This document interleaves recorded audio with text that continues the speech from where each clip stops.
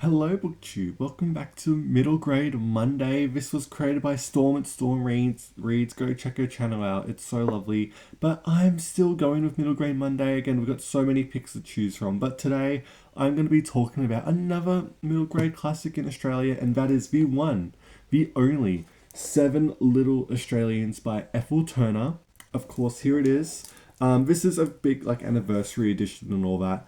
And I don't know what to say about it. It's a classic, obviously, but I think the best way to describe the background of this novel is just to read you the publisher's note about it. So here it is.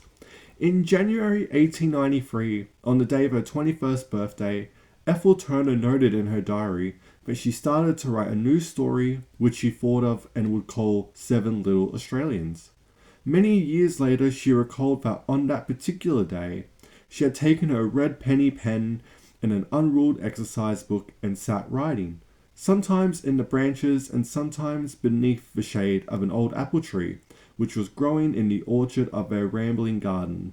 Since then, 5 generations of children have been enchanted by the story, which has sold well over 1 million copies, being reprinted over 40 times and translated into 10 languages. It has been adapted for plays, films, Australian and British TV, and has been performed as a musical.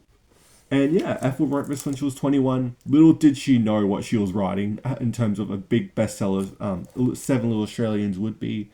She went on to have a big career.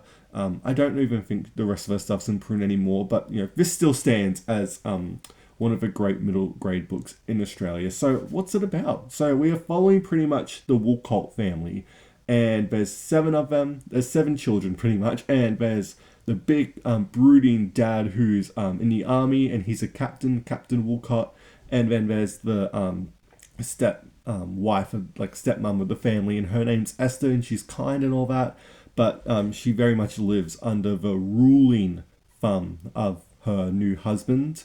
So does the kids, but the difference is the kids are very chaotic. They are rambunctious. They are mischievous.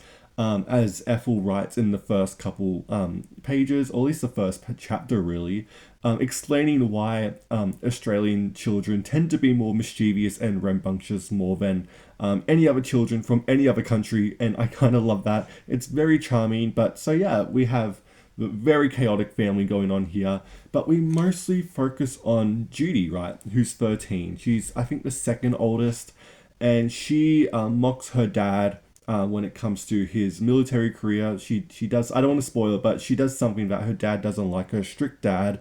And so he sends her away to a boarding school that he knows is cruel, right?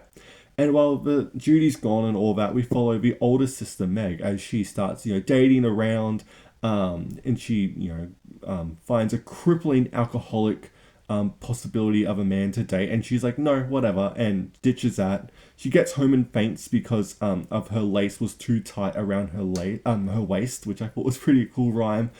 But while that's going on, Meg's doing her own thing. Judy runs away from her boarding school and returns home pretty much just walking. And on the way, she gets sick, but we don't know that. I'm spoiling the thing. I'm also going to spoil Little Women too, because why not? But if you're going to stop watching now, just read Seven Little Australians. But anyway, Judy returns and she hides in like the shed, pretty much, the old barn.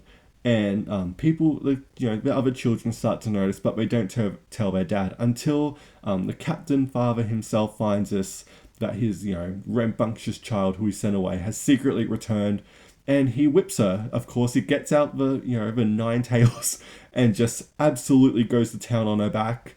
And after that punishment, Judy starts to cough up blood, just casual. And after that, they get a doctor and all that, and she has pneumonia, and which obviously would develop into tuberculosis, right? Again, this was published in 1894. That's still a death sentence.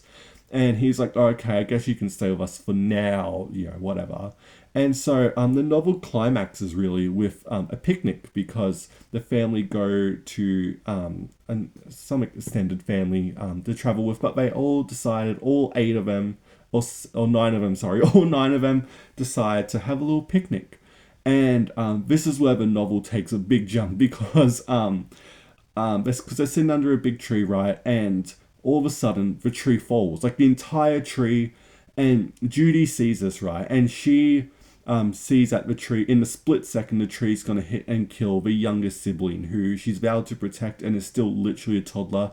And so Judy covers the toddler and she gets absolutely crushed by the tree. Her back is completely broken and she dies there.